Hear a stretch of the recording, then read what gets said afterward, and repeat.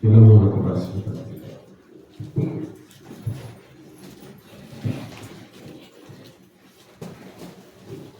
1వ వచనం నుండి 3వ వచనం. క్రీస్తు యేసు ఖైదీయైన పౌలును, సహోదరుడైన తిమోతియును, నా ప్రియుడును జతపడివాడైన ఫిలమోనుకును, నా సహోదరి అయిన అప్పియకును, తోడి యోధుడైన అర్ఖిప్పులకు, నీతో ఉన్న సంఘములకు శుభమని చెప్పి వ్రాయాలి. మన తండ్రి అయిన దేవుని నుండి, ప్రభువైన యేసుక్రీస్తు నుండి కృపయు సమాధానము మీకు కలుగును గాక. ప్రార్థన. సర్వోన్నతుడా, సర్వాధికారి, ఆకాశ మహాకాశములు పట్టజాలని గొప్ప దేవ,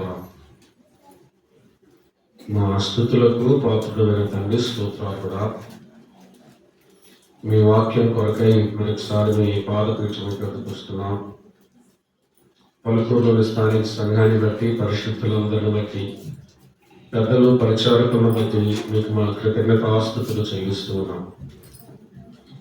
ఉదయకాలం నుండి మీరు మీ వాక్యాన్ని మాకు అనుగ్రహిస్తున్నారు. స్తోత్రాలు. రాత్రి వేళ పాపికి రక్షణకరంగా నాయన ఉండులాగున మీ బలమైన కార్యాన్ని మా మధ్యలో జరిగించండి. నిరాశని బలపరిచి మీరు వాడుకోనండి. మీ సన్నిధి ప్రసన్నతను మాకు అనుగ్రహించండి. వినేచేయని గ్రహించే హృదయాన్ని దయచేయండి. రాత్రి వేళ సువార్త మీ కార్యాన్ని జరిగించమని ప్రార్థన చేస్తున్నాం. మీ వైపు చూస్తూ అన్నింటిలో ఘనత, మహిమ, ప్రభావం మీకు ఆరోపిస్తూ మీ ప్రియ కుమారుడు, మా రక్షకుడు, ప్రభు అయిన క్రీస్తు యేసు వారి నామము పేరిట స్తుతులు స్తోత్రాలు చెల్లించుకుంటూ వేడుకుంటున్నాము తండ్రి.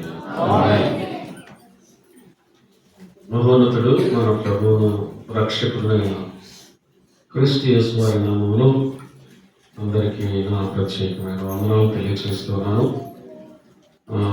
ప్రేమతో మమ్మల్ని ఆహ్వానించి దేవుని వాక్యాన్ని పంచుకోవటానికి మీరు ఇచ్చిన పిలుపుని బట్టి మీకు స్తోత్రాలు. అలాగే మీరు చేస్తున్న ఆతిథ్యాన్ని బట్టి దేవుడు తప్పకుండా ప్రతిఫలం ఇస్తాడని ఆశిస్తున్నాం. ప్రభువును స్తుతిస్తూ ఉన్నాం. అలాగే మీతో కూడా సహవాసం చేయడానికి ఇచ్చిన దేవుని సమయాన్ని బట్టి దేవుణ్ణి స్తుతిస్తూ ఉన్నాం. అలాగే ఉదయకాలం నుండి దేవుని వాక్యాన్ని మనం వింటూ ఉన్నాం. ఇది 4వ సందేశం. ఉదయకాలంలో 2, మధ్యాహ్న కాలంలో 1, 3. ఇది 4వ సందేశం. ఈ గుడికి అయిపోయిన వెంటనే మేము మరలా ప్రయాణం చేసి కనిగిరి వెళ్ళాలి. మా ప్రయాణం కోసం ప్రార్థన చేయండి. నాతో పాటు సోదరులు బాలయ్య గారు కూడా వచ్చాడు. ఉదయకాలంలో వాక్య పరిచయం చేశారు. అలాగే కీర్తనలు కూడా పాడారు. నేను ఒక పని చేశాను, 2 పనులు చేశాను. వీటితో మేమిరువురు కూడా మీతో సహవాసంలో సంతోషించాము, ప్రభువును స్తుతించాము. మరొకసారి సంఘం అంతటికీ కూడా ప్రత్యేకమైన వందనాలు తెలియజేస్తున్నాను. వాళ్ళు చేర్చుకొని ఆతిథ్యమిస్తున్న కుటుంబాలు, యోనాథాన్ గారు అలాగే శ్రీకామణి గారి కుటుంబాలకు ప్రత్యేకమైన వందనాలు తెలియజేస్తున్నాం. ఈ రాత్రి వేళ కొద్ది సమయం దేవుని వాక్యాన్ని మనం ధ్యానం చేయబోతున్నాము. ఉదయకాలం నుండి ఫిలోమోనుకు రాసిన పత్రిక మనం ధ్యానం చేసుకుంటున్నాం. తర్వాత మరో 2 మన మనలోకి వచ్చారు, అప్పియ, అర్ఖిప్పు. వారిరువురు ఫిలోమోను యొక్క కుటుంబ సభ్యులు. ఫిలోమోను భార్య, అలాగే ఫిలోమోను కుమారుడు. అయితే ప్రాముఖ్యంగా 3 వ్యక్తులను మనం చూడటం జరిగింది. ప్రాముఖ్యంగా అది మాత్రమే కాకుండా చివరిలో కూడా కొంతమంది ఉన్నారు. అంటే పౌలు జతపడేవారు, ఆయనతో కూడా పనిచేసిన వారు. ఎపఫ్రా, మార్కు, అరిస్టార్కు, దేమ, లోక, వీరు కూడా పౌలు గారి యొక్క జత పనివారు. పౌలు గారి యొక్క సువార్త సేవలో ఆయనతో కూడా ఉండి పరిచయం చేసినటువంటి వారు. అయితే ప్రధానంగా ముగ్గురు వ్యక్తులను మనం చూసాం. ఒకటి ఫిలోమోను, ఒనేసిము, పౌలు. ఈ ముగ్గురు వ్యక్తులు జీవము కలిగిన దేవునికి, నశించిపోతున్న పాపికి, రక్షకుడైన యేసుక్రీస్తు ప్రభు వారికి గుర్తుగా ఉన్నట్లు కూడా మనం చూసాం. ఆ సంగతులు ఉదయకాలంలో మనం చూసాం. మధ్యాహ్న కాలంలో పెద్దగా ఉన్నటువంటి ఫిలోమోను మనం చూసాం. ఉదయకాలంలో దేవునికి గుర్తుగా ఉన్న ఫిలోమోనును చూసాము. మధ్యాహ్న కాలంలో పెద్దగా ఉన్న ఫిలోమోనును, అలాగే కుటుంబ పెద్దగా ఉన్న ఫిలోమోనును కూడా మనం చూసాం. ఆయన కుటుంబానికి పెద్దగా ఉన్నాడు, సంఘంలో పెద్దగా కూడా ఉన్నాడు. రాత్రి వేళ ధనవంతుడుగా ఉన్న ఫిలోమోను మనం చూద్దాం. ఉదయకాలంలో జ్ఞాపకం చేయబడ్డాం కదా, ఫిలోమోను ధనవంతుడు. ఆయన పెద్ద ఇల్లు ఉంది. ఆ ఇంటిలో సంఘము కూడుకునేవారు. సంఘానికి తన ఇంటిలో ఆశ్రయం ఇచ్చాడు. అలాగే పరిశుద్ధులకు అవసరాలు కూడా తీర్చినటువంటి ధనవంతుడు ఫిలోమోను. అయితే ఈ ధనవంతుడైన ఫిలోమోను రక్షింపబడిన ఫిలోమోను.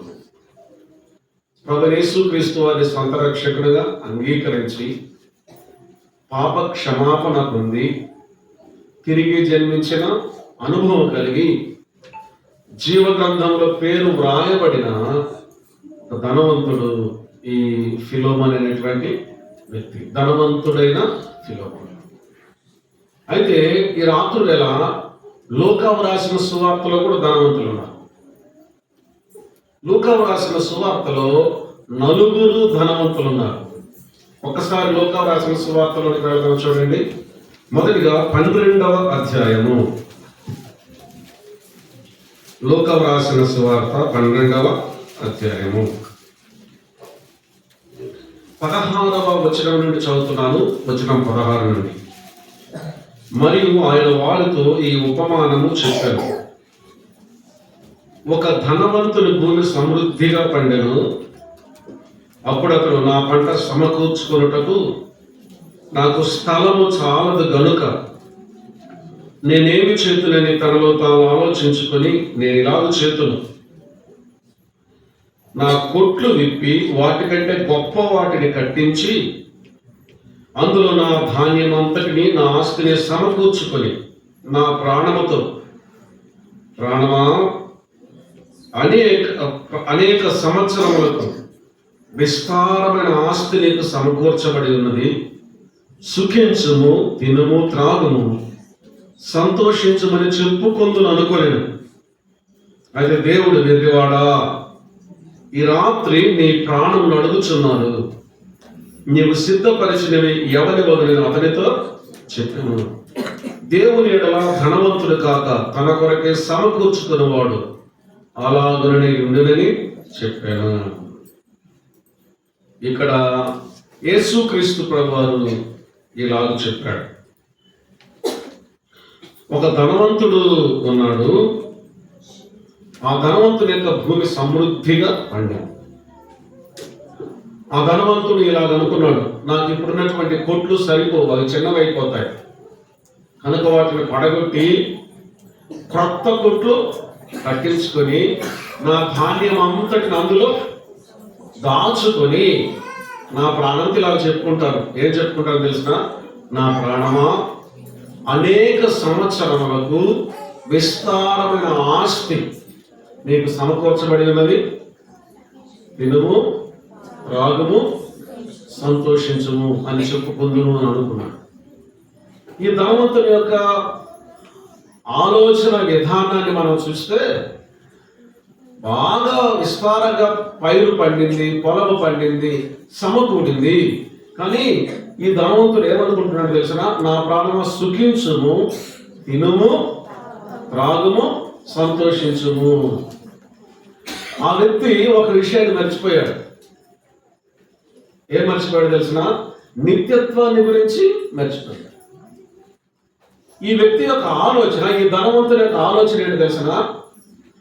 విస్తారమైన ఆస్తి సమకూర్చబడి ఉన్నది, విస్తారమైన ధాన్యము సమకూర్చబడి ఉన్నది, నేను వాటిని దాచుకుంటాను, దాచుకొని నా ప్రాణంతో చెప్పుకుంటాను, నేను హాయిగా భూమి మీద బ్రతుకుతాను అని అనుకున్నాడు. ఈ ధనవంతుని యొక్క ఆలోచన ఏంటంటే, బ్రతికేది ఎందుకు అంటే తినటం కోసమే బ్రతకాలి అనుకుంటున్నాడు. అసలు బ్రతుకలేదే తినటం కోసమే అనుకుంటా ఉన్నాడు. అందుకేమన్నా తెలిసిన, నా ప్రాణమా సుఖించు, తినుము, త్రాగుము, సంతోషించము అని అన్నాడు. కేవలం తినటం, త్రాగటమే, సంతోషించటమే జీవితము అని అనుకున్నాడు. ఈ క్రమంలో ఇంకెవరు గుర్తు రాలేస్తారు. దేవుడు కూడా గుర్తు రాదు. దేవుని అనుకునేవాడు కాదు, దేవుని తలంచుకునేవాడు కాదు, దేవుని పైన దృష్టి నిలిపినవాడు కాదు. తినటం, త్రాగటం, సంతోషించడం, ఇదే జీవితంగా భావిస్తున్నారు. క్రీస్తునందు ప్రియమైన వారులారా, చాలా మంది కూడా ఇలా అనుకుంటా ఉన్నారు. ఉండే 4 రోజులు ఏం చేయాలంట? బాగా తిని చనిపోవాలని అనుకుంటా ఉన్నారు. అందుకే ప్రస్తుతం తిండికి చాలా ఎక్కువ ప్రాధాన్యత ఉంది, అవునా కాదా? ఇప్పుడు వ్యాపారం కూడా ఎక్కువ తిండి మీదనే జరుగుతుంది. ఏ గ్రామంలో కన్నా వెళ్ళు, ఏ పట్టణంలోని కన్నా వెళ్ళు, ఆ గ్రామంలో, ఆ పట్టణంలో ప్రవేశించేటప్పుడు ముందు మనకేం కనపడతాయి చెప్పండి? ఏ గ్రామంలోనికి వెళ్ళినా, ఏ ఊర్లోకి వెళ్ళినా ముందు ఏం కనిపిస్తాయి? హోటల్స్, డాబాలు, రెస్టారెంట్లు ఎక్కువ శాతం ఎక్కడో దొరుకుతాయి. ఆ తర్వాత ఫేస్బుక్లలో, యూట్యూబ్లలో ఎక్కువ కార్యక్రమాలు ఏంటి చెప్పండి? ఏ వంట ఎలా చేయాలో, కొంతమంది ఇప్పుడు ఏ వంట ఎలా చేయాలో యూట్యూబ్ చూసి నేర్చుకుంటున్నారు. అందుకని యూట్యూబ్లో చూసి ఆ వంటలు ఏం చేస్తున్నారు? ఇంట్లో తయారు చేసి ఆరోగ్యాన్ని పాడు చేసుకుంటా ఉన్నారు. ఆ తర్వాత ఈ మధ్యకాలంలో కొత్త కొత్త రుచులు కనిపెట్టారు. ఎవరైనా వ్యాపారం చేయాలనుకుంటే ఇప్పుడు ఆహారం మీద వ్యాపారం చేస్తూ ఉన్నారు. ప్రపంచం అంతా కూడా ఎక్కువ శాతం ఇప్పుడు తిండి మీద పడ్డారు.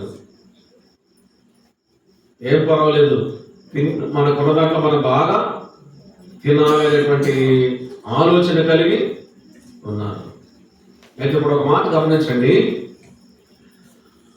బ్రతకటానికి తినాలా, అవునా కాదా? నేను చెప్పిన మాట అర్థమవుతుందా మీకు? బ్రతకటానికి తినాలా, తినటం కోసం బ్రతకూడదు. చాలా మంది అసలు బ్రతికేది తినటం కోసం అనుకుంటున్నారు. ప్రస్తుత దినాలలో కాదు, కానీ కొన్ని సంవత్సరాలు వెనక్కి వెళితే, కొన్ని సంవత్సరాలు ముందుకు వెనక్కు వెళితే తినడానికి ఆహారం ఎక్కువ దొరికేది కాదు. ఆ దినాలలో ఆకలి చావులు కూడా ఉండేవి. ఆహారం దొరక్క చనిపోయిన వారు ఉన్నారు. ఆ దినాలలో ఆహారం చాలా అరుదుగా, అంటే కడుపు నిండా తినాలంటే కూడా కష్టంగా ఉండేది. అయితే ఇప్పుడు ఒక ప్రశ్న, జవాబు చెప్పండి. ఈ రోజుల్లో అన్నం లేక ఆహారం లేక చనిపోతున్నారా, లేక ఆహారం ఎక్కువై చనిపోతున్నారా? భలే అనుకున్నారు మీరు. ఈ రోజులలో ఎక్కువ మరణాలు దేని వల్ల వస్తున్నాయి? ఆహారం ఎక్కువై వస్తూ ఉన్నాయి. నిన్న బాగున్నాడు కదండి, బాగానే ఉన్నాడు, మరి ఈ రోజు ఏమైంది? ఏమో రాత్రి చనిపోయాడు. నాకు తెలిసిన ఒక ఆయన ఉన్నాడు, ఆయన పేరు పరమానంద. ఒక ఊర్లో ప్రత్యేకమైన కూడికలు జరుగుతూ ఉన్నాయి. ఆ కూడికలో ఆఖరి రోజున మాంసం పెట్టారు, కోడికూర పెట్టారు. మాంసము అంటే ఎంత తింటాడు ఆయనకి అర్థం కాదు. ఇక తింటం మొదలు పెట్టాడు. తింటూ ఉన్నాడు. బాగా ఎక్కువగా తినేశాడు. నిజంగా చెప్తున్నాను కదండి, ఊపిరాడక చనిపోయాడండి. ఎందుకు? తిని గొంతు పైకి వచ్చింది, ఊపిరాడు, చచ్చిపోయాడు. నాకు తెలిసి ఇంకొక ఆయన కూడా ఉన్నాడు, సేవకుడుగా ఉండేవాడు. ఆయన క్రిస్టమస్ పండగని 6 సార్లు తిన్నాడంట రోజు. 6 సార్లు తిని జీర్ణం కాక 6 సార్లు తిని ఎక్కువైపోయి చచ్చిపోయాడు. చిన్న వయసులోనే. పరమానందం కొద్దిగా ఎక్కువ వయసు, దీని చిట్టికి వయసు తక్కువే. అందులో ఆయనకున్న ఈ వేరే జబ్బులు కూడా ఉన్నాయి, షుగర్, బీపీ, లెక్క చేయకుండా తినేశాడు. తిండి చాలా తిండి అవసరము, అదే సమయంలో తిండి చాలా ప్రమాదకరమైనది. ఇక్కడ ఏమన్నాడు తెలిసిన? నా ప్రాణమా సుఖించుము, తినము, త్రాగుము, సంతోషించుము అని అన్నాడు. ఈ రోజులో మారిపోయింది అది. ఏదో తెలిసిన? నా ప్రాణమా బ్రతుకుము, తినము, త్రాగుము, మాత్రలు వేసుకున్నాం. ప్రతి ఒక్కరిది అదే పరిస్థితి. ఇప్పుడు గర్భంలో పడిన పిండం మొదలుకొని గర్భం దాల్చగానే ముందు అక్కడికి పరిగెడతారు. డాక్టర్ దగ్గరికి వెళ్తారు కదా, పుట్టిన తర్వాత డాక్టరే. ఇంకా రోజు వాళ్ళ సంగతి దాదాపు 5 సంవత్సరాలు వచ్చేంత వరకు జలుబు, దగ్గు, జ్వరం, విరోచనాలు ఏదో ఒకటి వస్తుంది పిల్లలకి. వైద్యుల దగ్గర పరిగెడుతూనే ఉంటారు. మానవ జీవితం ఇది అలా అయిపోయింది. ఇంకా చివరి వరకు, ఆఖరి వరకు ఏంటి తెలిసిన? మాత్రలు వేసుకోవటమే. ఇలా అయిపోయింది మానవుని యొక్క పరిస్థితి. ఈ ధనవంతుడు అనుకుంటున్నటువంటి మాట ఏమిటంటే, అసలు మనం ఎందుకు బ్రతకాలంటే తినటానికి కోసం బ్రతకాలి అనుకుంటా ఉన్నాడు. తిండి మీద కొంతమందికి ఆపేక్ష ఉంటుంది, ఇష్టం ఉంటుంది. నాకు కూడా ఇష్టమైన పదార్థాలు ఉన్నాయి, తినొచ్చు, ఏం పర్వాలేదు, తప్పులేదు. కానీ దేవుడు వాక్యం ఏమని చెప్తుంది తెలిసిన? అన్నింటిలో మితముగా ఉండుము. ఎలా ఉండాలి? అన్నింటిలో మితంగా. కొన్ని బంగారు వాక్యాలు ఉంటాయి దేవుని యొక్క వాక్యంలో, వాటిని మనం మర్చిపోతాం. అన్నింటిలో మితముగా ఉండుము. ఆహార విషయంలో కూడా మితముగా ఉండాలి. ఎస్ ఆనందం గారు విన్నారా? పేరు విన్నారా? దేవుని సేవకులు ప్రదాస్ గారితో, అగ్రప్ప గారితో కూడా కలిసి పనిచేశాడు. మంచి సువార్త. ఇక్కడ కూడా వచ్చారు. ఆయన వృద్ధాప్యంలో షుగర్ ఎక్కువ, కాలు తీసేసాడు. దృష్టిలోపం కూడా వచ్చింది. మందిరంలో కూర్చొని కొంతమంది సహోదరులు ఏడ్చుకుంటూ ఆయన దగ్గరికి వెళ్ళా, ఆనందమన్నా ఏంటన్నా ఇది ఇలా జరిగింది, మీరు కాల్ తీసేసారు, దృష్టి కూడా లోపమైందంటే ఆయన అన్నట, అమ్మ అంత మీద కళ్యాణం అన్నట్టు. ఏందన్నా అలా అంటారంటే, మీ దగ్గరికి మేము వచ్చినప్పుడు వద్దంటే విన్నారా, తినన్నా అని పెడితే అదేనమ్మా ఇది అన్నట్టు. అంత మీదయ్యే తల్లి అన్నట్ట. ఎంతవరకు ఉండాలి అంతవరకు. ఇప్పుడు అన్నింటిలో మితముగా ఉండుము అని దేవుని యొక్క వాక్యంలో కూడా. మనం ఈ భూమి మీద జీవిస్తున్నామంటే కేవలం తినడం కోసం కాదండి, గుర్తుపెట్టుకోండి. తినొచ్చు, తప్పలేదు, మితముగా ఉండాలి. అదే జీవితంలో అదే బ్రతుకు కాదు. ఉదయాన్నే టిఫిన్ కావాలి, మధ్యాహ్నం ఏమి ఉండాలని ఇదే గోళ. మధ్యాహ్నం కాదని రాత్రికి ఏమి ఉండాలా, రాత్రి తిని పండుకున్న తర్వాత ప్రశాంతంగా పండుకుంటారు. రేపు పొద్దున ఏం టిఫిన్ చేయాలా, అంత ఆందోళన, టెన్షన్, గలిబిలి, ఒత్తిడి ఏం అవసరం లేదు. ప్రభు పోషించేవాడుగా ఉన్నాడు. ఎక్కువ ఆలోచన చేయాల్సిన అవసరం లేదు. అవసరమైనప్పుడు రుచికరమైన పదార్థాలు కొంతవరకు చేసుకుని తినవచ్చు, తప్పేం లేదు. కానీ మితముగా ఉండాలి. అంత మాత్రం కాదు, అసలు మనం బ్రతికేది అందుకోసం కాదు. గుర్తుపెట్టుకోండి, దేవుడు ఆహారాన్ని ఎందుకు ఇచ్చాడు? మనకు బ్రతకడానికి ఇచ్చాడు. దేవుడు ఇచ్చిందే కదా ఆహారము. బ్రతకడానికి, జీవించడానికి ఆహారము ఇచ్చాడు. కానీ అదే సమస్తం కాదు, గుర్తుపెట్టుకోండి. ఈ ఆహారం తిని బ్రతికే పద్ధతి ఎప్పుడు వచ్చింది తెలిసిన? ఆదాము హవ్వలు పాపము చేసిన తర్వాత, అంతకుముందు మరణమే లేదు. అంతకుముందు ఇక తింటేనే బ్రతుకుతారనేది లేదు. ఈ దినాల్లో కూడా సమతుల్యంగా ఆహారం తీసుకోవాలి. యవనస్తులైన పిల్లలు ఆహారంతో దేహాన్ని, శరీరాన్ని పాడు చేసుకోవద్దు. అన్ని చెరుతిళ్ళు బయట అనారోగ్యకరమైనవి ఈ దినాల్లో ఎవరు వంట చేయటం లేదు. ఏం చేస్తున్నారు? ఈ విన్నారు కదా, స్విగ్గీ, జొమాటో, ఏంటి చెప్పండి, అన్ని ఆర్డర్సే. బై జ్యూస్ అదే కొత్త తింటున్నా నేను. ఇప్పుడు వంట చేయరు, అలసిపోయి ఇచ్చామండి. ఎక్కడ కష్టపడతాం? ఊరికే ఫోన్ అలా తీసుకొని టక్ టక్ టక్ ఇంటికి వచ్చేస్తాయి. ఇంటికి వస్తుంది ఆ దరిద్రం అంతా. అది తినేది ఆపసోపాలు. అయ్యా ఆరోగ్యం బాగాలేదు. ఎందుకుంటుంది? దేవుడు చక్కగా మనకు పదార్థాలు ఇస్తే శుభ్రంగా ఆరోగ్యకరంగా వాటి వంట చేసుకుని వండుకొని తినేది పోగొట్టి ఏం చేస్తున్నారు? ఆన్లైన్, అంత ఆన్లైన్, మొత్తం. జాగ్రత్త. ప్రభు మనకు జ్ఞానం ఇచ్చాడు, తెలివిచ్చాడు, కావలసిన సరుకులు ఇచ్చాడు, పదార్థాలు ఇచ్చాడు. చక్కగా ఆరోగ్యకరమైన వంటలు సిద్ధపరచుకోవాలి. కుటుంబం అంతా కాదు ఉండాలి. ఎప్పుడన్నా ఒకసారి తప్పనిసరి పరిస్థితుల్లో బయట తినే విషయం కానీ పూర్తిగా వాటికన్నా ఆధారపడకూడదు. అదే సమస్తముగా ఉండకూడదు. కొంతమంది ఇంట్లో వండిన ఆహారంతో తినరు. పల్లెల్లో అంత ఇది కాదు, కానీ పట్టణాలలో చూస్తే చిన్న వయసులోనే ఆరోగ్యాలు పాడైపోతారు. హైదరాబాద్లో ఒక విద్యార్థి ఉన్నాడు, చదువుకునే పిల్లవాడు. ఆ చదువుకునే పిల్లవాడు చాలా బాధపడతా ఉంటే పరీక్షలు చేస్తే అబ్బాయికి లివర్ వ్యాధి వచ్చింది, కాలేయం దెబ్బతినింది.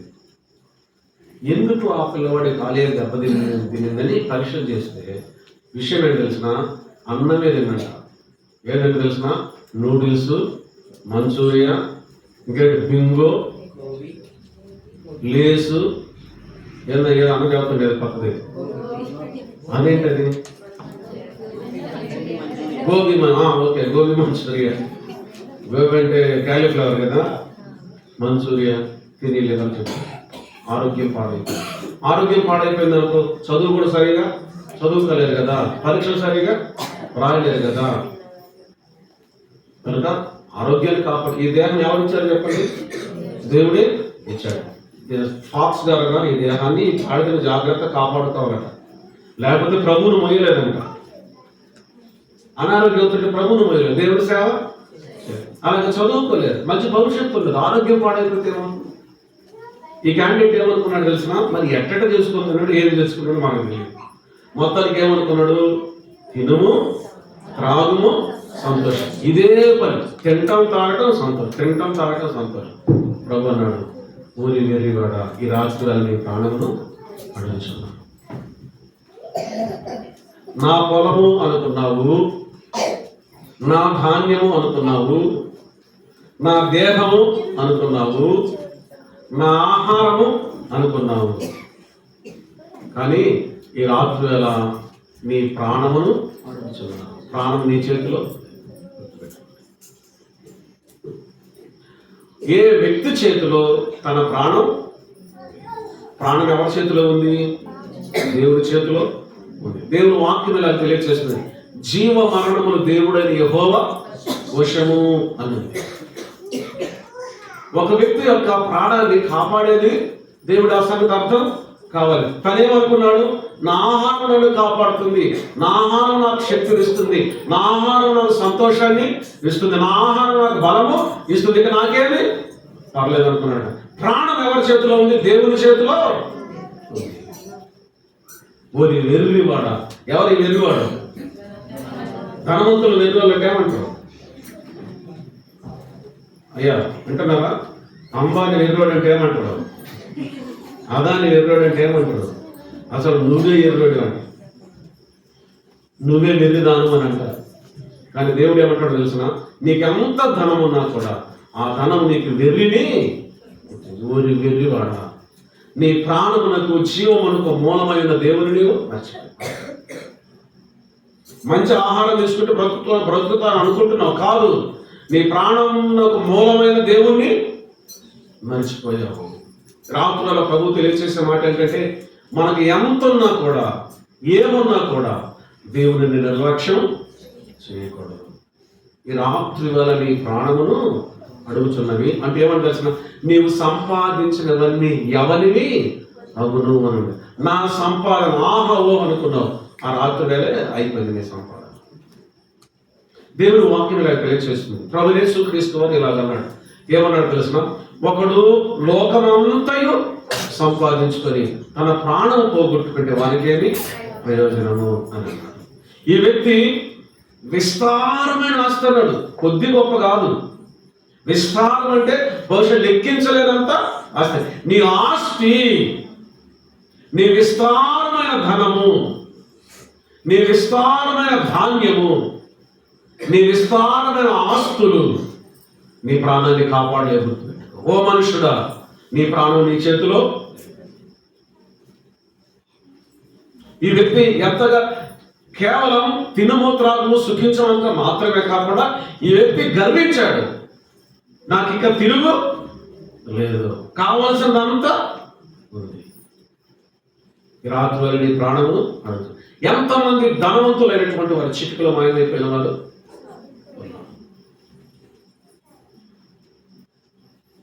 దేవుని కొరకు కాక తమ కొరకే సమకూర్చుకున్నవారు అని.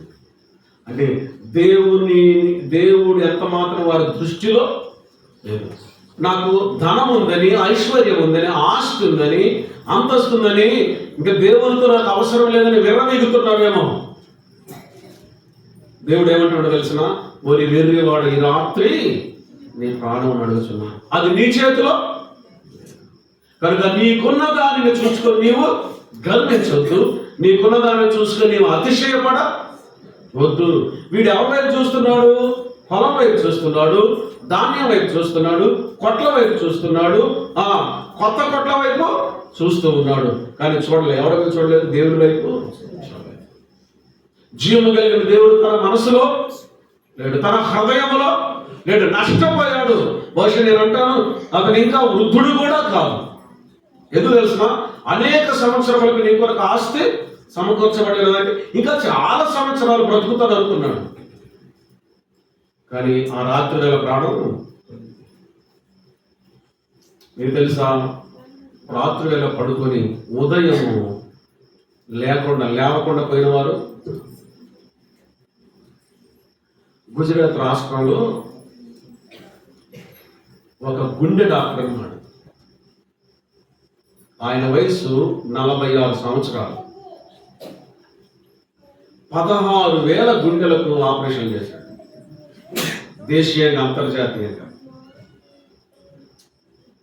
జూన్ నెల 8వ తారీఖు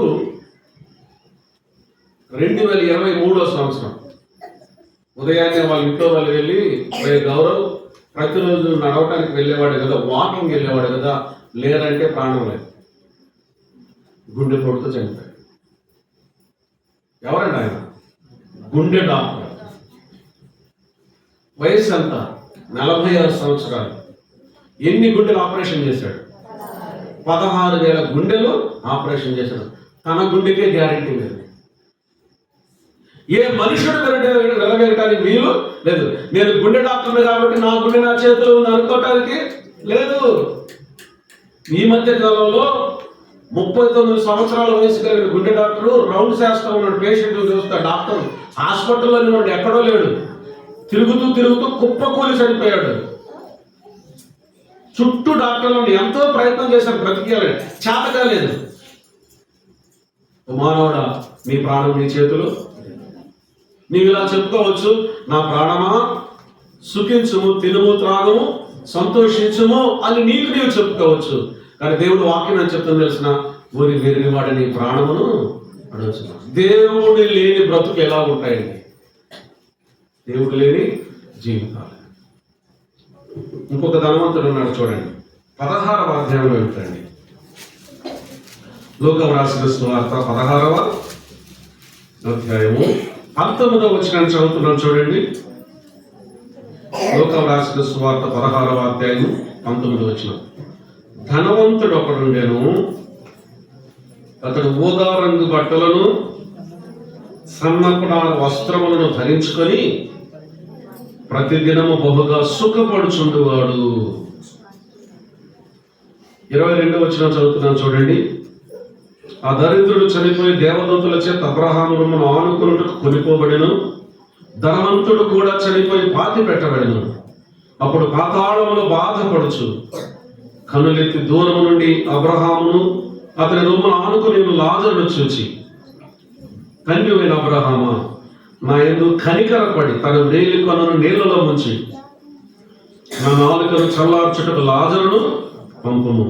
నేను ఈ అగ్ని జ్వాలలలో యాతన పడుచున్నానని కేకలు వేసి చెప్పిన. ధనవంతుడు అప్పుడుండెను. అతడు ఊదారంగ బట్టలను సన్నపు నార వస్త్రములను ధరించుకుని ప్రతిదినం బహుగా సుఖపడుచుండు వాడు. విలాసవంతమైన జీవితం, తిండి మాత్రమే కాదు, మంచి బంగళా, మంచి మంచి ప్రస్తుతం అనుకుంటే మంచి మంచి కార్లు, మంచి మంచి సౌకర్యాలతో కూడిన గదులు, పడక మంచం మీద సక అనగా మంచి మంచి దుప్పట్లు, బెడ్లు, బల్ల భోజనం, ఏది కావాలంటే అది వస్తుంది. ప్రతిదినం బహుగా సుఖపడుచుండు వాడు. విలాసవంతమైన జీవితం. కొంతమంది ఇలా అనుకుంటారు, ఎంజాయ్ చేద్దాం ఇప్పుడు కాబట్టి ఎప్పుడు అని అనుకుంటారు. ఏం చేస్తారంట? ఎంజాయ్. ఉన్నంత వరకు, కలిగినంత వరకు ఇష్టం వచ్చినట్లు జీవించుదాం, ఇష్టం వచ్చినట్లు తిరుగుదాం, ఇష్టం వచ్చినట్లు తిందాం, సుఖపడదాం. బహుగా సుఖపడుచుండేవాడు. ఇప్పుడు ఎవరో తెలిసిన ఒక యూదుడు. యూదుడు అంటే ఏంటో తెలిసిన? అబ్రహాము యొక్క సంతానంలో నుండి వచ్చినటువంటి వాడు. బహుశా ఆయన దాన ధర్మాలు కూడా చేసి ఉండవచ్చు, ఒక పేరు కోసం ఏదైనా చేసి ఉండవచ్చు. తన విలాసవంతమైన జీవితమే సరిపోయింది, కానీ దేవుని గురించి అర్థం చేసుకున్నవాడు కాదు. ఇంకో మాట నేను చెప్తున్నాను వినండి. దేవుని గురించి అర్థం చేసుకున్నవాడు కాదని ఎందుకు అంటున్నానంటే, ఇతను అబ్రహాము, తండ్రివైన అబ్రహాము అని పిలిచినప్పుడు అబ్రహాము సంతానంలో నుండి వచ్చాడు. తనకున్నటువంటి ధనము, తనకున్నటువంటి ఐశ్వర్యము దేవుడిచ్చింది అనుకున్నాడు. యూదుల్లో 2 రకాలైన విశ్వాసం ఉంటుంది. ఏమిటంటే, ఒక వ్యక్తి అబ్రహాము యొక్క సంతానంలో నుండి జన్మిస్తే అతను పరలోకానికి పోతాడు అనేది వారి యొక్క ఆలోచన. ఎందుకంటే దేవుడు అబ్రహాముని పిలుచుకున్నాడు కదా, అబ్రహాం సంతానం పరలోకం వెళ్తుంది. రెండో విషయం ఏమిటంటే, ఒక వ్యక్తి ధనవంతుడైతే పరలోకానికి వెళ్తాడు అనుకున్నాడు. అది యూదుల యొక్క విశ్వాసం. ఎందుకు అంటే, ఒక వ్యక్తి ధనవంతుడైతే దేవుడే ఆ వ్యక్తిని ప్రేమించి, దేవుడే ఆ వ్యక్తిని గౌరవించి ధనం ఇచ్చాడు కాబట్టి దేవుడి ద్వారా ధనవంతుడు అవుతాడు కనుక దేవుడికి ఇష్టడు కనుక పరలోకం వెళ్తాడు అనుకుంటారు. దండం పెట్టుకునేదే దేవుడికి, ప్రార్థన చేసుకునేదే, విలాసవంతమైన జీవితాన్ని జీవించేది. కానీ ఈ ధనవంతుడికి అర్థం కాని విషయం ఏంటో తెలిసిన? మారు మనసు గురించి తెలియదు. ఒక పాప క్షమాపణ అనుభవం అవసరం, దేవుని వైపు చూడాలనే సంగతి ఆ వ్యక్తికి తెలియదు. దేవుడు వాక్యం చెప్పే మాట ఏమిటంటే, అప్పుడు అతను పాతాళంలో యాతన పడుచు. తండ్రివైన అబ్రహాం అంటే అబ్రహాం అన్నాడు, ఇప్పుడు అవకాశం లేదు, అక్కడ వారు ఇక్కడికి, ఇక్కడ వారు అక్కడికి వెళ్ళటానికి వీలు లేదు అంటే ఆ వ్యక్తి ఏమన్నా తెలిసిన? నాకు 5 సహోదరులు ఉన్నారు, వారి యాతనకరమైన స్థలంలోనికి రాకుండా మారు మనసు పొందినట్లు ఈ లాజరును సువార్త చెప్పడానికి వారి యొద్దకు పంపమన్నాడు. వారు ఇక్కడికి రాకుండా మారు మనసు పొందినట్లు అని అన్నాడు. అక్కడికి వెళ్ళటానికి గల కారణం ఇప్పుడు అర్థమైంది. ఎప్పుడు అర్థమైంది? అక్కడికి వెళ్ళిన తర్వాత అర్థమైంది. ఏంటో తెలిసిన? మారు మనసు పొందనందువలన అక్కడికి వచ్చాడు. ఏదో నామకావాస్తి భక్తి, నామకావాస్తి మతం, నామకావాస్తి జీవితం. ఏదో దేవుడు ఉన్నాడని నమ్ముతాడు, కానీ ఆ దేవుడిని దేని కొరకు ఉపయోగించుకోవాలనుకుంటాడు? మా బాబు అర్థమైందని చెప్పామంట. దేవుడు దేని కోసం ఉపయోగించుకోవాలనుకుంటాడు? బాగా బతకటానికి. అర్థమవుతుందా? ఏ కష్టము రాకూడదు, ఏ బాధ రాకూడదు, ఏ శ్రమ రాకూడదు. దేవుడా నాకు అన్ని దయచి, కానీ మారు మనుషుల గురించిన అవగాహన లేదు. పశ్చాత్తాపం అనేది, పాపముల గురించిన పశ్చాత్తాపం. ఈ దినాలలో కూడా కొన్ని దుర్బోధలు వచ్చాయి, భిన్నమైన స్వార్థ వచ్చింది. ఏంటో తెలిసినా, యేసు ప్రభువుని నమ్ముకుంటే మీకు ఏ కష్టాలు ఉండవు, అన్ని సవ్యంగా జరుగుతాయి. మీకు ఆరోగ్యము వస్తుంది, మీకు ఉద్యోగము వస్తుంది, మీరు పాస్ అవుతారు, మీరు ఇళ్ళు కట్టుకుంటారు యేసు ప్రభువుని నమ్ముకుంటే అనే బోధలు ఇప్పుడు వచ్చాయి. అది సువార్త కానే కాదు. జాగ్రత్తగా వినండి. యేసుక్రీస్తు ప్రభువు ఒక మాట అన్నాడు. ఏమన్నాడు తెలిసిన? ఈ లోకమందు మీకు శ్రమ కలుగును, ఆయనను ధైర్యము తెచ్చుకున్నాడు, నేను లోకమును జయించి ఉన్నాను అన్నాడు. ప్రభువుని నమ్ముకుంటే ఏ సమస్య, ఏ శ్రమ ఉండదని దేవుని వాక్యం చెప్పటం లేదు, ప్రభువు కూడా చెప్పటం లేదు. కానీ నిత్యత్వం ఉంది. ఇది తాత్కాలికమే, శాశ్వతమైన నెమ్మది కలిగిన స్థలాన్ని పొందుతారని ప్రభు యేసుక్రీస్తు వారు చెప్పాడు. కానీ ఈ భూమి మీద మీకు అన్ని బాగా జరుగుతాయి, నీకే ఇబ్బంది ఉండదని ఎప్పుడు ప్రభు చెప్పలేదు. అటువంటి దుర్బోధలు, అటువంటి భిన్నమైన సువార్త లోకంలో ప్రవేశించింది. వాటి కోసం ఆకర్షింపబడే వాళ్ళు ఉన్నారు. దేవుడు అందరికీ మేలు చేస్తాడండి. దేవుని వాక్యం చెప్తుంది, యెహోవా అందరికీ ఉపకారి అని చెప్తుంది. ఎవరైనా ప్రార్థన చేస్తూ దేవుడు సహాయము చేస్తాడు. కారణం ఏంటి? ఆయన కనికరమ కలిగిన వాడు. మీ ఊర్లోకి ఎవరైనా ఒక పేదవాడు వచ్చి బాగా ఆకలితో ఉంటే, అమ్మా నాకు ఆకలిగా ఉంది, కొంచెం అన్నం పెట్టండి, పెట్టరా? పెట్టేటట్టు లేదే మీ ఊళ్ళో? పెట్టరా? ఎందుకు పెట్టారు చెప్పండి? జాలి. చెడిపోయిన మానవునికే, లేకపోతే పాపంతో ఉన్న మానవునికే జాలి ఉంటే ప్రేమమయుడైన దేవుడికి జాలి కదా. ఆయన వేడుకుంటే ఎవరికైనా సహాయం చేస్తాడు. ఆయన అందరికీ ఉపకారి. జాగ్రత్తగా, అది ఆత్మరక్షణ కాదు. ఈ సత్యం అర్థం కావాలి. ఆత్మరక్షణ ప్రత్యేకం. పాపం విషయంలో పశ్చాత్తాపడి యేసు ప్రభువుని నమ్ముకోవాలి. ఆ సంగతి ఈ వ్యక్తికి అర్థం కాలేదు. ఇతను దేవుడు దైవం అంటూనే ఉన్నాడు. అబ్రహాం సంతానం అనుకుంటున్నాడు, నాకింత ధనం వచ్చింది, దేవుడు నన్ను మెచ్చి ఇచ్చాడు అనుకుంటున్నాడు. మారు మనసుల గురించి, బ్రతుకులో మార్పుల గురించి తనకు అవగాహన లేదు. ఏం చేశాడో తెలిసిన? ప్రతిదినము బహుగా సుఖపడుచుండు వాడు రోజు బాగా ఎంత భోజనం చేసి ఏది కావాలంటే అది చేసి సుఖపడే వాడు. ఎంత మాత్రం కూడా మారు మనసుల గురించిన అవగాహన లేనే, పశ్చాత్తాపం లేదు, దేవుడి యొద్దకు వెళ్ళాలన్న విషయమే తెలియదు. స్వనీతితో జీవించాడు. చివరికి ఎక్కడికి వెళ్ళాడు తెలిసిన? అప్పుడు అతడు పాతాళంలో యాతన పడచ్చు, అగ్ని ఉండే స్థలానికి వెళ్ళాడు. యాతన, అది బాధ కంటే ఎక్కువ పెద్ద మాట, భయంకరమైన స్థలం. దేవుడు తనకు విలాసవంతమైన జీవితాన్ని ఇస్తాడు అనుకున్నాడు. పాపం విషయమైన పశ్చాత్తాపాన్ని మర్చిపోయాడు. ఇంకొక ధనవంతుడు ఉన్నాడు, చూద్దాం. చూడండి 18వ అధ్యాయం 18వ వచనం నుండి చదువుతున్నాను. చూడండి, లోకం రాసిన సువార్త 18వ అధ్యాయం 18వ వచనం నుండి చదువుతున్నాను. ఒక అధికారి ఆయనను చూచి, సద్బోధకుడా, నిత్య జీవమునకు వారసుడకు నేనేం చేయవలనని ఆయనను అడిగాను. అందుకు యేసు, నేను సత్పురుషుడనని ఎలా చెప్పుచున్నావు? దేవుడు ఒక్కడే తప్ప మరి ఎవడో సత్పురుషుడు కాదు. వ్యభిచరింపవద్దు, నరహత్య చేయవద్దు, దొంగిలవద్దు, అబద్ధ సాక్ష్యం పలకవద్దు, నీ తల్లిదండ్రులను సన్మానింపును, ఆజ్ఞలను ఎరుగుదువు కదా అని అతనితో చెప్పాడు. అందుకు అతడు బాల్యము నుండి వీటినన్నిటిని అనుసరించుచునే విన్నాను. యేసు విని, నీకు ఇంకా ఒకటి కొదువుగా ఉన్నది, నీకు కలిగినవన్నీ అమ్మి బీదలకిమ్ము, అప్పుడు పరలోకమందు నీకు ధనము కలుగును, నీవు వచ్చి నన్ను వెంబడింపుమని అతనితో చెప్పాను. అతడు మిక్కిలి ధనవంతుడు గనుక ఈ మాటలు విని మిక్కిలి వ్యసన పడగా, యేసు అతను చూచి, ఆస్తి గలవారు దేవుని రాజ్యంలో ప్రవేశించడం ఎంతో దుర్లభము. అంటే దేవుని రాజ్యానికి ఏమైపోయాడు? దూరమై పోయాడు. ఎవరు తెలుసు ఈ వ్యక్తి?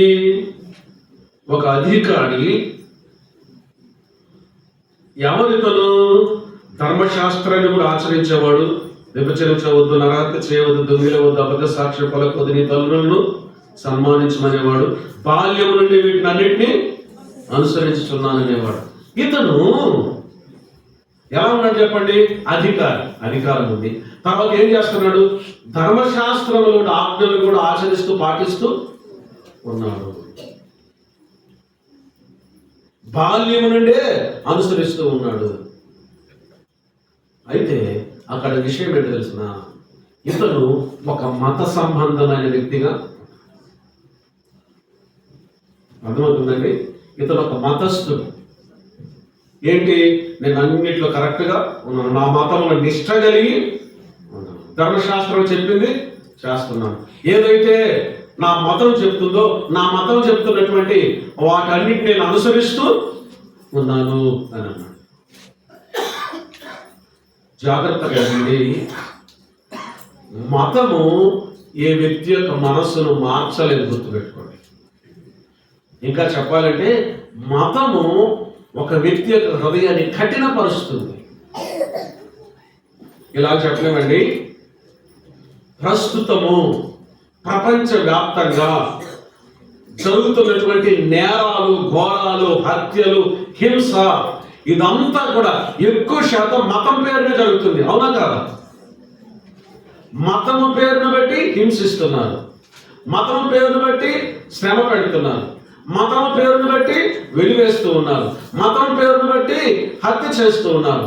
మతాన్ని కాపాడుకోవటానికి మానవులను భయంకరమైనటువంటి శ్రమలకు గురి చేస్తూ ఉన్నారు. ఇటువంటి మతంలో ఉన్నాయని ఒక ఆయన ఉన్నాడు ఇంతకు ముందు. ఈ పత్రిక రాసినటువంటి పౌలు గారు, ఏ పత్రిక రాశాడు?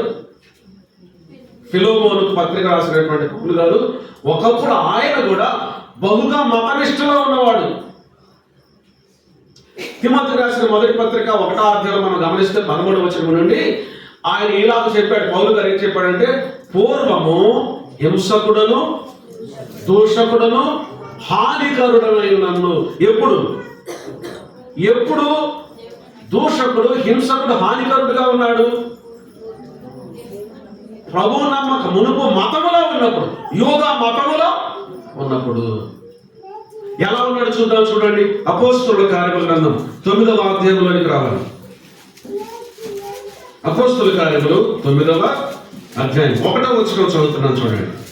సౌలు ఇంకను ప్రభు యొక్క శిష్యులను బెదిరించుటను, హత్య చేయుటను తనకు ప్రాణాధారమైనట్టు ప్రధాన యాజకుల యొద్దకు వెళ్ళి, ఈ మార్గమందున పురుషులనైన స్త్రీలనైన కనుగొని వారిని బంధించి యెరూషలేమునకు తీసుకుని వచ్చుటకు దమస్కులోని సమాజంలో వారికి పత్రికలు ఇమ్మని అడిగారు. ఈయన యోధా మతంలో ఉన్నాడు. యోధా మతంలో ఏం చేస్తున్నాడంట?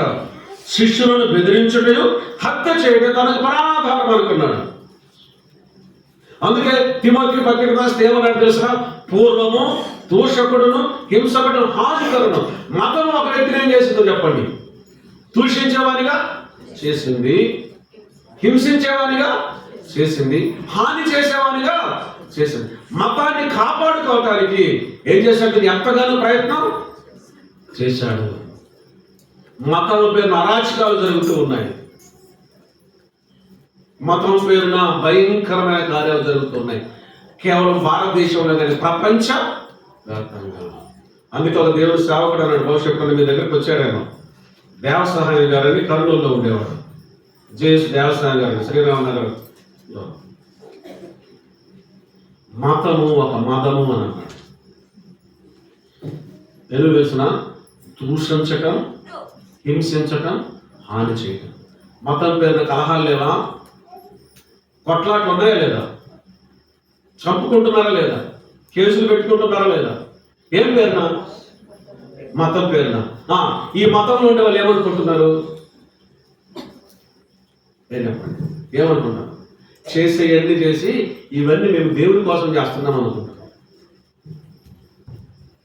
యోహాను రాసిన సువార్త 16వ అధ్యాయంలోకి రండి. యోహాను రాసిన సువార్త 16వ అధ్యాయము 2వ వచనాన్ని చదువుతున్నాను. యోహాను 16:2. వారు మిమ్మల్ని సమాజ మందిరములలో నుండి వెలివేయుదురు, మిమ్మల్ని చంపు ప్రతివాడు తాను దేవునికి సేవ చేయించున్నానని అనుకున్న కాలము వచ్చుతున్నది. చంపే ప్రతివాడు ఏమనుకుంటున్నాడంటే, ఏం చేస్తున్నాడంటే, విన్నారా మీరు ఇక్కడ? మిమ్మల్ని చంపు ప్రతివాడు దేవునికి సేవ చేస్తున్నానని అనుకుంటున్నాడంట. ఎలా సాధ్యమండి? దేవుడు వాక్యం ఏం చెప్తుందంటే, దేవుడు తన స్వరూపమందు తన పోలిక చొప్పున నరుని సృజించడం అంటే ఏంటి చెప్పండి? మీ పిల్లలు ఎవరి స్వరూపంలో ఉంటారు, ఎవరి పోలికలో ఉంటారు? మీ పిల్లలు అంతే. నా పిల్లలకు ఏ స్వరూపం ఏ పోలిక వస్తుంది? నా స్వరూపం నా పోలిక వస్తుంది. మీ పిల్లలకు మీ స్వరూపం మీ పోలిక వస్తుంది. ఎందుకు? తల్లిదండ్రులు ఉన్నారు. దేవుడు తన స్వరూపమందు తన పోలిక చొప్పున నరులను చేశాడంటే దేవుని పిల్లలు, దేవుడు తండ్రిగా ఉన్నాడు. మతం పేరున ఒకరినొకరు చంపుకొని కొట్టుకొని దూషించుకొని హింసిస్తూ ఉంటే దాన్ని దేవుడు అంగీకరిస్తాడా? కానీ వీళ్ళు ఏమంటున్నారు తెలిసిన? మిమ్మల్ని చంపు ప్రతివాడు ఏమనుకుంటాడంట, తాము దేవునికి సేవ చేస్తున్నాం అనుకుంటారంట. మతం ఒక వ్యక్తిని రక్షించ గుర్తుపెట్టు. యేసుక్రీస్తు ప్రభువారు అసలు మతాన్ని స్థాపించడానికి రాలేదు. ఈ వ్యక్తి మత సంబంధమైనవన్నీ కలిగి ఉన్నాడు. తోటి వ్యక్తి అంటే ప్రేమ లేదు. అందుకే ప్రభు అన్నాడు, నీ కలిగినవన్నీ అన్ని వేదలు ఇచ్చరా అంటే అతడు మిక్కిలి ధనవంతుడు కనుక వ్యసనపడుతూ వెళ్ళిపోయాడు. దేవుని రాజ్యానికి రాలేదని ప్రభు చెప్పాడు. నీ మతం, నీ పుణ్య కార్యాలు, నీ యజ్ఞయాగాలు, నీ దాన ధర్మాలు నిన్ను పరలోకాన్ని తీసుకుని వెళ్ళవు, స్వర్గాన్ని ఇవ్వవు. మతం ఇంకా నిన్ను కఠినులుగా చేస్తుంది. మతం ఇంకా దుర్మార్గులుగా చేస్తుంది. మతం పేరు ఎన్ని అరాచకాలు జరుగుతావు. ఇతను మతస్థుడు ఏమైపోయాడు? దూరంగా. ఒక వ్యక్తి ఈ భూమి మీద తింటమే జీవితం అనుకున్నాడు. ఒక వ్యక్తి ఈ భూమి మీద విలాసవంతమైన జీవితం దేవుడు ఇస్తాడు అనుకున్న మారు మనసు లేదు. మరొక వ్యక్తి మతం నన్ను కాపాడుతుంది, నేను నీతి గలవాడను, ఎందుకంటే ఈ ఆజ్ఞలన్నీ పాటిస్తున్నాను కాబట్టి నేను మతనిష్ట గలవాడను అనుకున్నాను. కానీ ఈ వ్యక్తి కూడా ఏమైపోయాడు? నశించి పోయాడు. తిండిపోతూ నశించి పోయాడు. లగ్జోరియస్ విలాసవంతమైన జీవితం జీవించిన వాడు నశించి పోయాడు. మతస్థుడు నశించి పోయాడు. 19వ అధ్యాయంలో ఇంకొక ధనవంతుని చూద్దాం. చూడండి, లోకాసు రాసిన సువార్త 19వ అధ్యాయంలో 2వ వచనాన్ని చదువుతున్నాను. దాని గుండా చూడండి. ఇదిగో సుంకపు గుత్తాదారుడును ధనవంతుడునైన జక్కయ్య అని పేరు గల ఒకడు యేసు ఎవరో అని చూడగోరిన ఉన్నారండి. ఇక్కడ సుంకపు గుత్తాదారుడు ధనవంతుడునైన జక్కయ్య. ఒక వ్యక్తి ఉన్నాడు, విస్తారమైన ఆస్తి, సమాజంలో కూడా గౌరవం. మరొక వ్యక్తి ఉన్నాడు, విలాసవంతమైన జీవితం, సమాజంలో కూడా గౌరవం. మరొక వ్యక్తి ఉన్నాడు, మతనిష్ట, సమాజంలో కూడా గౌరవం. ఇక్కడ ఒక వ్యక్తి ఉన్నాడు, ఇతను కూడా ధనవంతుడే, అది సమాజం ఇతను తిరస్కరించబడిన ఆ వ్యక్తి పేరు ఏంటి చెప్పండి? జక్కయ్య. అతనెవడు? ధనవంతుడు, సుంకపు గుత్తాదారుడు. యేసు ఎవరో అని యేసుక్రీస్తు ప్రభువుని చూడాలనుకున్నాడు. యేసుక్రీస్తు ప్రభువుని చూడాలనుకొని ఆ మార్గాలు వస్తూ ఉన్నాడు. జనులందరూ ఆయన చుట్టూ గుంపు కూడి ఉన్నారు. కనిపించటం లేదు, అవకాశం లేదు. యేసు ప్రభువు ఏ మార్గం వెళ్ళనై ఉన్నాడు? ముందుగా పరిగెత్తుకొని వెళ్ళి ఆ మేడి చెట్టు ఎక్కి పైనుండి కిందికి చూస్తా ఉన్నాడు. ప్రభు వస్తే చూడాలి అని. యేసుక్రీస్తు ప్రభు ఆ చెట్టు కిందికి రాగానే తల పైకెత్తి చూసి, జక్కయ్య త్వరగా దిగము, నేడు నేను నీ ఇంట ఉండవలసి ఉన్నది అని అన్నాడు. జక్కయ్య ఏం చేశాడు తెలిసిన? త్వరగా దిగాడు. అందరూ చూస్తూ ఉన్నారు. జక్కయ్య ఇంట్లో తీసుకు అందరూ చూస్తూ ఉన్నారు. ఏంటినా ఇన్ని మంచి మంచి బోధలు చేస్తున్నాడు, దేవుని రాజ్యాన్ని గురించి చెప్తున్నాడు, పరలోక రాజ్యాన్ని గురించి చెప్తున్నాడు, మంచి మంచి మాటలు చెప్తున్నాడు, ఒక పాపింట్లోకి వెళ్ళాడేంటి? చాలా మంది సరిగా యేసుక్రీస్తు ప్రభువారికి విరోధం పాపి అయిన మనుషుల దగ్గరికి వెళ్ళాడు. కానీ యేసుక్రీస్తు ప్రభువారు ఆ ఇంటిలోనికి వెళ్ళి జక్కయ్య ఇంటిలోకి వెళ్ళగానే జక్కయ్యకి ఏం కలిగి తెలిసిన మారు మనస్సు, ప్రభువా నేను ఎవరి వద్ద నేను అన్యాయముగా తీసుకుంటే 400 మరలా నా ఆస్తిలో సగం పేదలకు ఇస్తాను. అప్పుడు యేసు ప్రభువారు ఒక మాట అన్నాడు. ఏమన్నా తెలిసిన, ఇతడును అబ్రహాము కుమారుడే, ఎందుకనగా నేడు ఇంటికి రక్షణ వచ్చినది.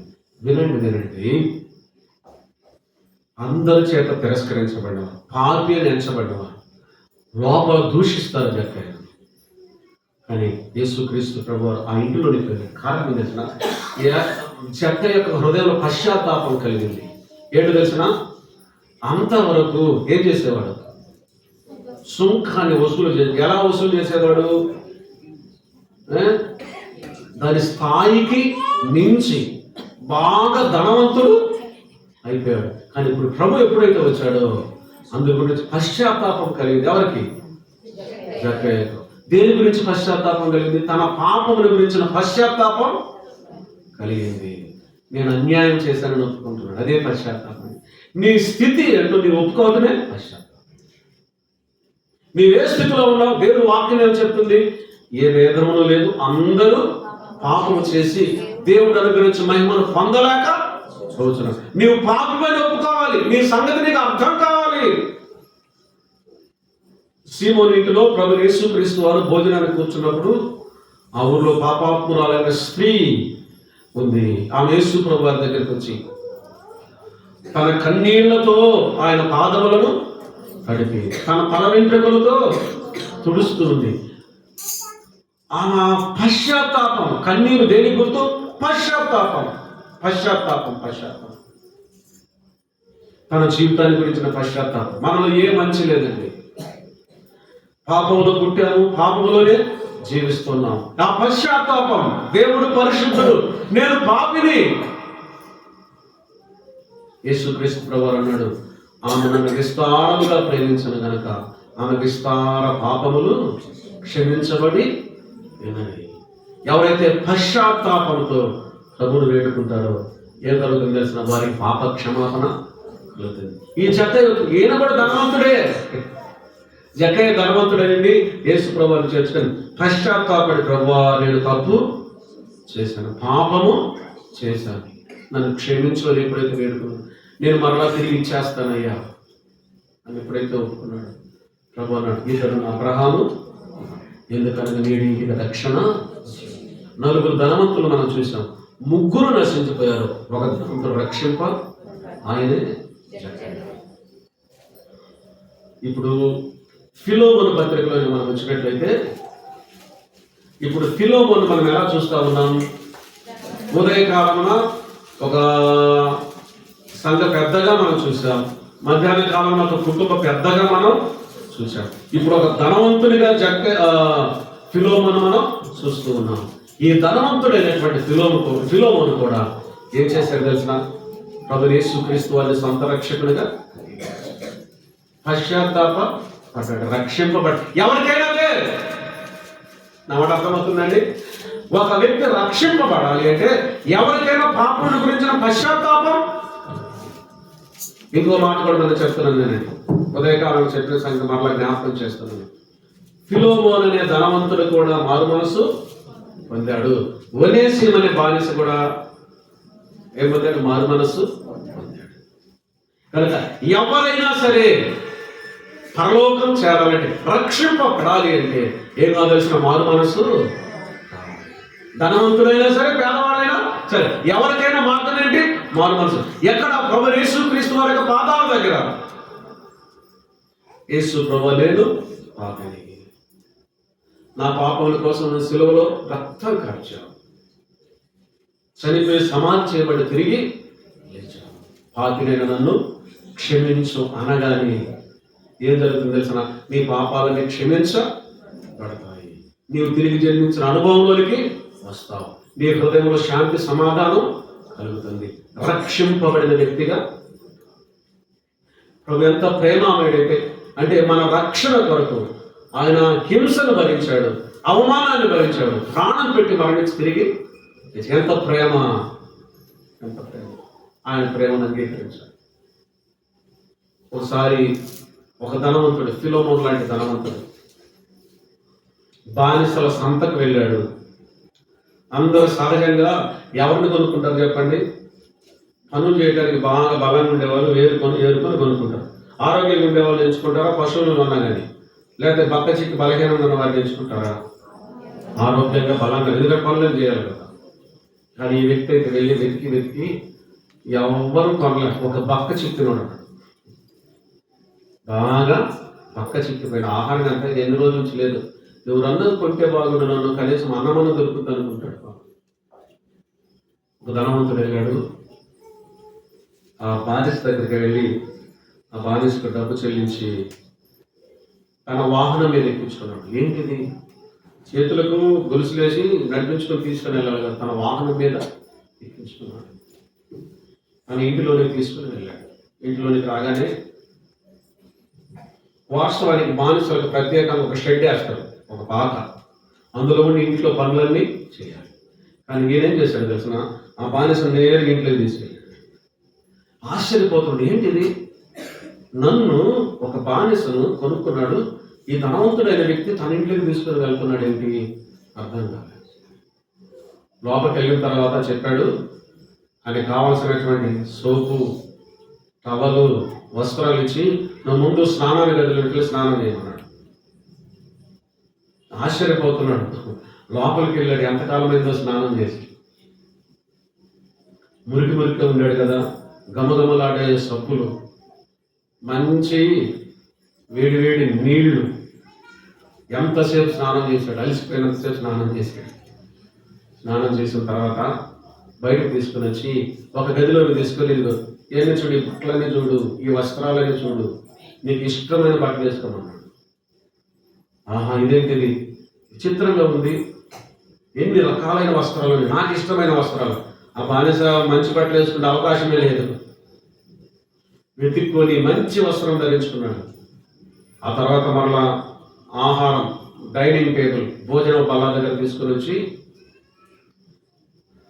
ఆ భోజన బల్ల మీద ఆహార పదార్థాలన్నీ మంచి ఆహార పదార్థాలు, శాకాహారం, మాంసాహారం, నాన్ వెజ్, వెజిటేరియన్, డ్రింక్స్ ఉన్నాయి, పండ్లు ఉన్నాయి, రకరకాలైతే నీ ఇష్టం, నీకు ఏది కావాలంటే తినమన్నాడు.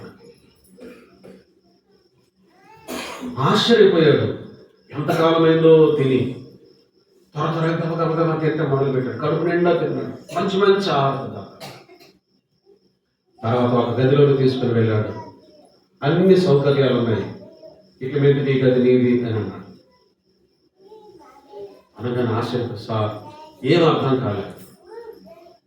పాదాల మీద పడి, ప్రభు అయ్యా ఏంటి ఆయన యజమానుడు, ఏంటిది నా జీవితం ఒక భయంకరమైన స్థితిలో ఉంటే ఇక్కడ తీసుకుని వచ్చాము, ఇవన్నీ నాకు అనుగ్రహించావు, ఏంటి అంటే అప్పుడు ఆ యజమానుడు అన్నాడంట, బాబు ఇక మీదట నీవు నాకు బానిసవు కాదు, నీవు నా కుమారుడు, నేను నిన్ను దత్తత తీసుకుంటున్నాను అని. అదే దేవుడు మన పక్షాన చేసిన కార్యం. పాపపు భ్రష్టత్వంలో, పాపపు మురికిలో, పాపపు నెమ్మది లేని జీవితంలో కొట్టు వెంటాడుతూ ఏడవబడుతూ జీవిస్తున్నటువంటి జీవితంలో జీవము కలిగిన దేవుడు మనల్ని ప్రేమించి ఏం చేశారు తెలిసిన, తన ప్రియకుమారుడైన క్రీస్తు యేసుని లోకములోకి పంపి ఆయన శిలువ రక్తం చేత మన మురికంతా కడిగి, పాపమంతా కడిగి, ఆయనలో మనల్ని ఏం చేశాడు, తన కుమారునిగా కుమార్తెలనుగా స్వీకరించాడు. తను ఎందరు అంగీకరించరు అనగా తన నామమునందు విశ్వాసం ఉంచిన వారికి దేవుని పిల్లలకైన అధికారము అనుగ్రహించాడు. ఎవరైతే యేసు ప్రభువుని నమ్ముకొని పాప విషయంలో పశ్చాత్తాపడి రక్షపడతారో వారు దేవునికి కుమారులు అవుతారు. ఇప్పుడు ఫిలోమోను ధనవంతుడు ఏమయ్యాడు, దేవునికి కుమారుడయ్యాడు. బానిసైన ఉదయం దేవునికి ఏమయ్యాడు, కుమారుడు. అయ్యాడు. ఇప్పుడు వీళ్ళిద్దరు కలిసి ఏమయ్యారు? సహోదరులు అయ్యారు. ఫిలెమోనుకు రాసిన పత్రికలో చూడండి, 15-16 వచనాలు చదువుతున్నాను. అతడికి మీదట దాసుడుగా ఉండక దాసుని కంటే ఎక్కువ వాడుగాను, ప్రియ సహోదరుడుగాను, విశేషముగా నాకును, శరీర విషయమును, ప్రభు విషయమును, మరి విశేషంగా నీకును ప్రియ సహోదరుడుగాను నీ యొద్ద ఎల్లప్పుడూ ఉండుటకే కాబోలు అతడు కొద్ది కాలం నేను ఎడబాసి వినను. ఇప్పుడు యజమానుడు దాసుడు ఏమయ్యారు? ప్రియ సోదరుడు. గలతీయులకు రాసిన పత్రిక 4వ అధ్యాయంలోనికి రండి. గలతీయులకు రాసిన పత్రిక 4వ అధ్యాయము 6వ వచనం 7వ వచనం చదువుతున్నాను. మరియు మీరు కుమారులై ఉన్నందున నాయనా తండ్రి అని మొరపెట్టి తన కుమారుని ఆత్మను దేవుడు మన హృదయంలోనికి పంపాను. కాబట్టి నీ యొక్క దాసుడు కాదు, కుమారుడవే. కుమారుడు అయితే దేవుని ద్వారా వారసుడు. ఎలా కుమారులమయ్యాము? 4-5 వచనాలు. అయితే కాలము పరిపూర్ణమైనప్పుడు దేవుడు తన కుమారుని పంపాను. ఆయన స్త్రీ యందు పుట్టి మనం దత్తపుత్రులం కావాలని ధర్మశాస్త్రములకు లోబడి ఉన్న వారిని విమోచించుటకై ధర్మశాస్త్రములకు లోబడిన వాడు దత్తపుత్రులం.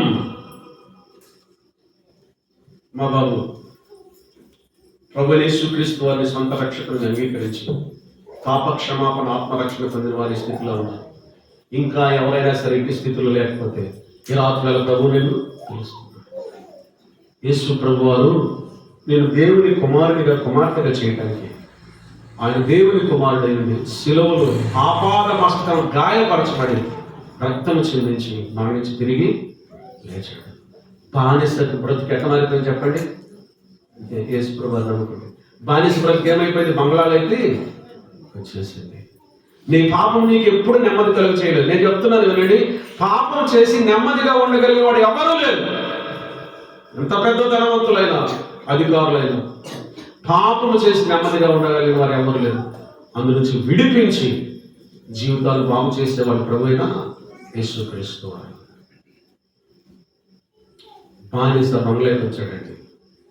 దాసుని యొక్క జీవితం ధన్యమై పోయింది ప్రభువైన యేసుక్రీస్తు నందు విశ్వాసం ఉంచడం ద్వారా. ఫిలోమును ధనవంతుడే ధన్యుడయ్యాడు. ఒనేసిము బానిసే ధన్యుడు. ఈ ధన్యత ఈ రాత్రి నీకు కూడా ఇవ్వడానికి ప్రభు ఇష్టపడుతూ ఉన్నాడు. కానీ ఖర్చు లేదు, కాళ్ళ తిప్పట్లేదు, ఉన్న చోటు ఉన్న పాటనే యేసు ప్రభు కాకి నేను నన్ను క్షమించి ముగించబోతున్నా. ఈ రాత్రి ప్రభు వస్తే ఏమవుతారు? నరకం. ఈ రాత్రులని లోకాన్ని విడిస్తే ఏమవుతాం? గౌరవ గాంధీ ఏమయ్యాడు? 39 సంవత్సరాలు గుండె వైద్యుడు ఏమయ్యాడు? కుప్పకూలి చనిపోయాడు. రేపుని గురించిన ఖచ్చితత్వం నీ చేత మనకు లేదు. ప్రభువును అంగీకరించకపోతే ఆరని అగ్నిలోకి వెళ్తాం, తట్టుకోలేవు అక్కడ. రాత్రుల ప్రభు నీకు అవకాశం ఇస్తున్నాడు. కరోనా కాలంలో 2వ తరంగంలో విపరీతమైన కరోనా వచ్చింది. మాత్రం చాలా ఎక్కువ పాయింట్లు ఉన్నాయి. ఒంగోలు రిమ్స్ హాస్పిటల్లో చేర్చడం జరిగింది. ఎంతవరకు వెళ్ళాలంటే వెంటిలేషన్ కూడా పెట్టారు. వెంటిలేషన్ అంటే ఏంటి తెలిసిన? ఆఖరి ప్రయత్నం. ఇంకా తర్వాత ఇంకేం లేదు. పాపం ఒకరోజు నేను ఆ బెడ్ మీద పండుకొని ఈ రోజు నాకు ఆఖరి అనుకున్నాను. ఎందుకంటే ఆ రోజు ఏదో జరిగిపోతాను ఆఖరి అనుకొని నేను అలా బయట చూస్తూ ప్రభు నన్ను తీసుకొని ప్రార్థన చేశాను. చనిపోతున్నానని భయము కానీ, బాధ కానీ, దిగులు కానీ, ఆందోళన అసలు లేనే లేదు నా హృదయంలో. చనిపోతున్నానని సంతోషం ఉంది. ఎందుకు తెలిసిన?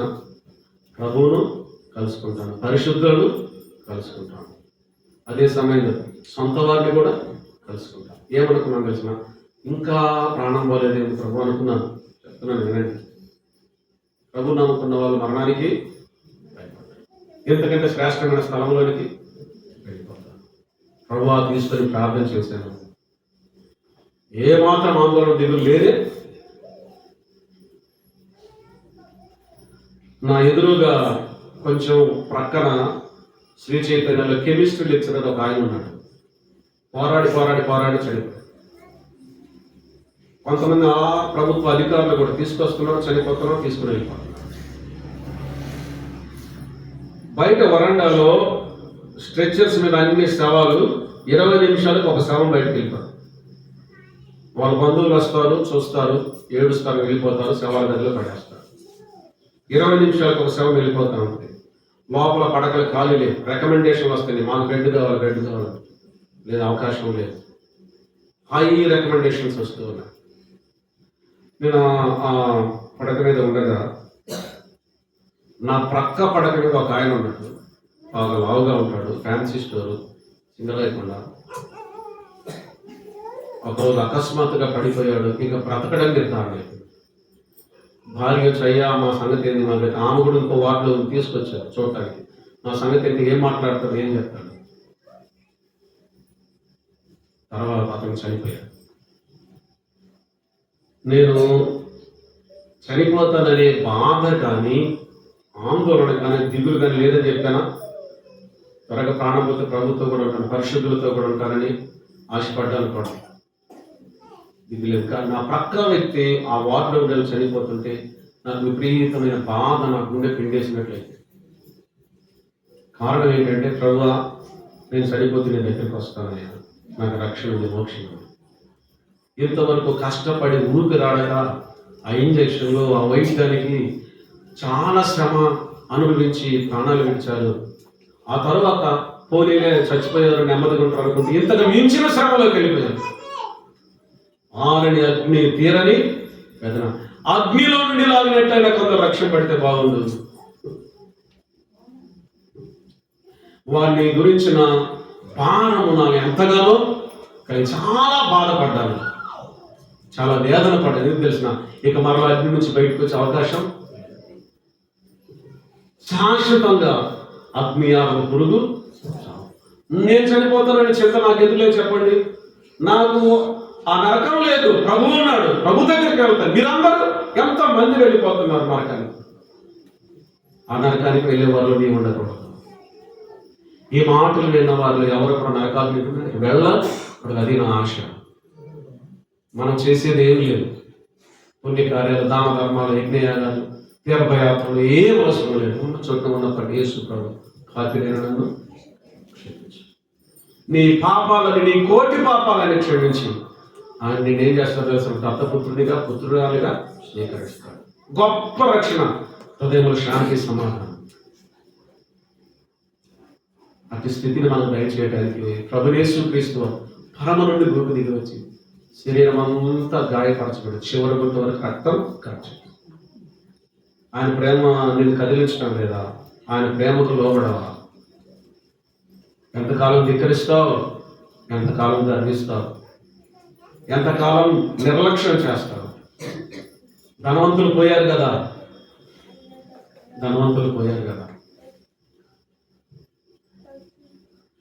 ప్రభు దగ్గరికి రాకుండా నిన్ను ఆటంకపరిచే పాపం మీద నీ హృదయంలో అందుకు రావట్లేదు. ఈ రాత్రి వేళ నువ్వు దాన్ని స్పష్టం క్లియర్ చేసుకో, తీసివేసి యేసు ప్రభు పాపిరేను నన్ను క్షమించు, నీ ప్రేమ నాకు అర్థమైందయ్యా, నా కోసం బలి అయిపోయాయి, నన్ను క్షమించిన. మొదటి ధనవంతుడు ఏమైపోయాడు? నశించిపోయాడు. రెండవ ధనవంతుడు ఏమో నశించి పోయాడు. మూడవ ధనవంతుడు ఏమో నశించి, నాలుగవ ధనవంతుడు పశ్చాత్తాపడి రక్షణ పొందాడు. ఫిలోమోనైన ధనవంతుడు రక్షింపబడ్డాడు. ఒనీసిము అనే బానిస కూడా రక్షింపబడ్డాడు. అందరికీ రక్షణ. ప్రభు అంటాడు, నా యొద్దకు వచ్చి వారిని నేను ఎంత మాత్రమును. ఈ రాత్రి వేళ ప్రభు నేను పిలుస్తున్నాడు. కళ్ళు మూసుకున్నట్లయితే ప్రార్థన చేద్దాం. కళ్ళు దిక్కు చూడద్దు, లేవద్దు, అటు ఇటు వెళ్ళొద్దు, ఉన్న పాటనే ఉన్న చోటనే. రాత్రి వేళ ప్రభు యేసు క్రీస్తు వారి సొంత రక్షకుడిని అంగీకరించి రక్షింపబడి భయంకరమైన నరకాగ్నిగుండం నుండి తప్పించబడి జీవము గల దేవుని రాజ్యానికి వారసులు కావడానికి ఇష్టపడితే చిన్న ప్రార్థన చేసి హృదయపూర్వక నువ్వు పాపని నీకు అర్థమైంది కదా. యేసు ప్రభు వారిని ప్రేమించాడని తెలిసింది కదా. యేసు ప్రభు పాపినైన నన్ను క్షమించు అంటే తీర్మానం చేసుకున్న వారు మీకు ఇంకా ఏదైనా సహాయం, ప్రార్థనా సహాయం కావాలంటే కూడిపోయిన తర్వాత మమ్మల్ని కలవండి. కొంచెం సేపు ఇక్కడే ధనుడు దేవ కృపగల తండ్రి, రాత్రులు ఎలా మీ ప్రేమను మాకు తెలియజేశారు. నేను స్తోత్రాలు. మా కొరకై ప్రాణం పెట్టిన క్రీస్తుని జ్ఞాపకం చేసుకుంటున్నాం. నిత్య జీవనాన్ని మాకు దయచేస్తారు. అందుకే సిలువలో బలి అయిపోయి మరణించి తిరిగి లేచారు. ఉచిత రక్షణ దయచేస్తున్నారు ప్రభా. ఈ మాటలు విన్న వాళ్ళు మీ రక్షణ కార్యాన్ని జరిగించండి నాయన.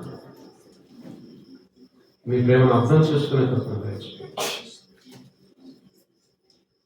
నా కడుపు ఉండడానికి ఏడవ పడకుండా సహాయం చేయండి. దేవుడు మీ కార్యాన్ని జరిగించండి.